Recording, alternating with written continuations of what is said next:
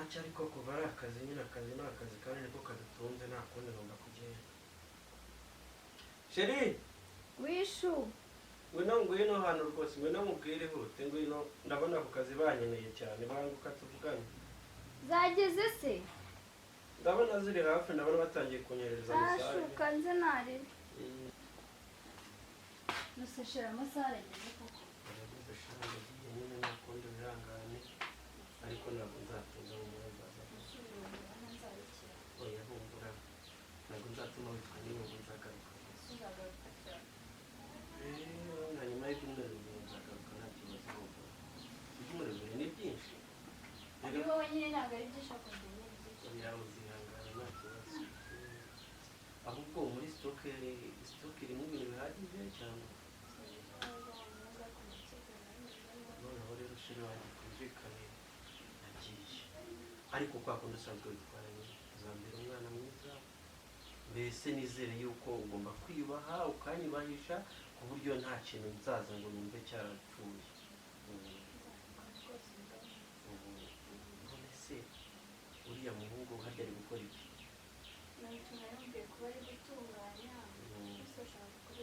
kugira ngo nawe muganirize kuko kugenda umuganiriza bishobora kuba byiza. Abagore hari igihe abakozi batabumva neza ariko umuntu asize amuganirije bishobora kuba byiza. Muhamagare kadogo cyane ntabwo kijya cyumva cyangwa we kadogo abe boss vayo hano. boss muramamagaye Ngwino hano ariko igihe umuntu aba yaguhamagariye ntabwo bawumva. narindi mu kazi narindi koza ukuntu hariya hirya. Kadogo rero ndagiye mu kazi. Usigaye mw'uru rugo udurura umuntu mukuru ntabwo nizere kutakira umwana. Uri umuntu mukuru uguma aha ngaha kandi ujye wumviranye kurusha.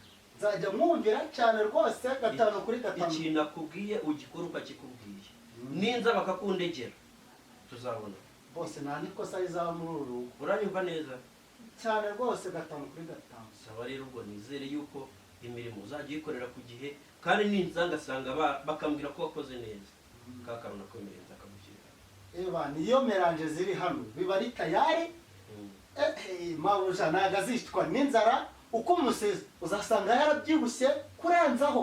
maze kigira ibikaha Nubona ari kwitwara neza.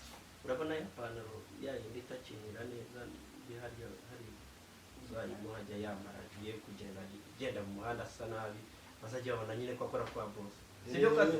Kabisa rwose boss urakoze. Bose murakoze. Ubwo ninza nge nawe uko nzasanga imyitwarire yawe tuzahita tuba inshuti noneho kurusha. Sheri ndagiye rero se ntumperekeza fata igikapu merekeze nyine ugeze hanze ku irembo.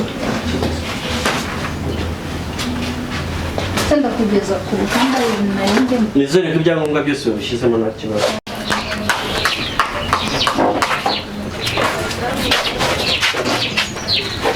Sheri urarenga hasi? ntabwo ndenga Reka ngende rero. sawa Sawa turi kumwe. Nahumura ntabwo nzatinda. bye.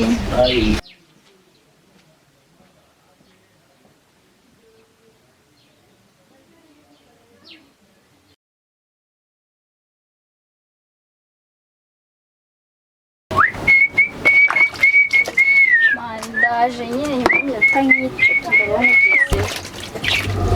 Kado bite? Ni sawa mabuja. None ko mbona igihe warewoza ibyombo bite? Ibyombo ntanabirangije. Wabirangije kandi mbona uri kubyoza? Mva ahantu ngiye. Urabona ameze neza. Ako nyine nawe ndambara ngiye kwambara. Mabuja. Wasarya neza ko. Arya neza se ko yankuye. None se mabuja. Ngongo bwose. Ndumva twabikemura ruzungu nyamara. Zugu, shatse kuvuga? Bitewe n'ubwiza nkubonana. Man. Ungiriye rijyarimwe. Nazakwitura imyaka 100. Nta n'umuntu nazakubwira. Wamfashije ko kubwarimwe gusa. Nyine urumva tukikiranura n'umubiri nyene kwaje.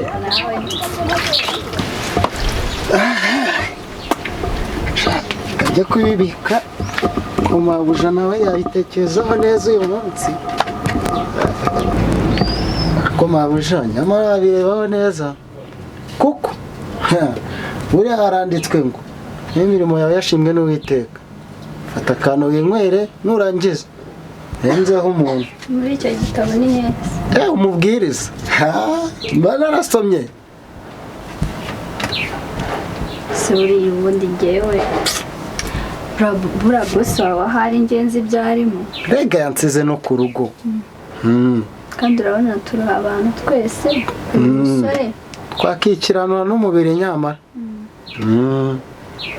Rero ndashaka ko bishyira ku cyangwa na twa twenda yambwiye ngo uzampa. Ubundi wowe ushyire ku cyangwa ugenda ukarabe neza use neza umusange mu cyumba. Sibyo? Cyangwa rwose.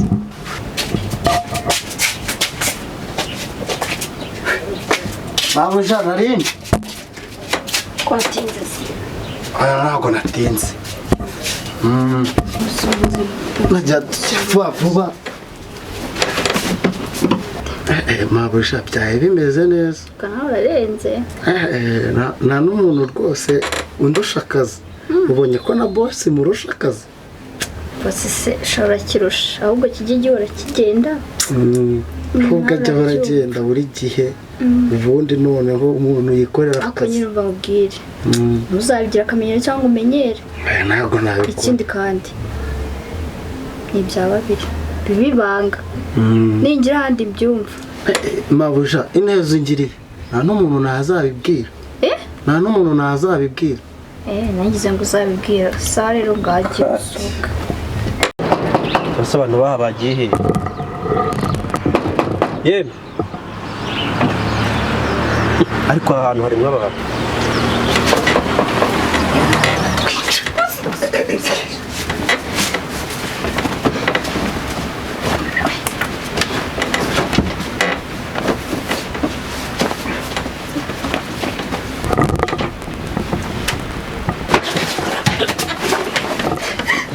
Mana uko ibintu nkoreye mana ya ndakwica noneho unsimuze kadogo koko mana yanjye we mana yanjye ibyo nibyo twavuganye twavuye hano twumvikanye kwica noneho nta kindi.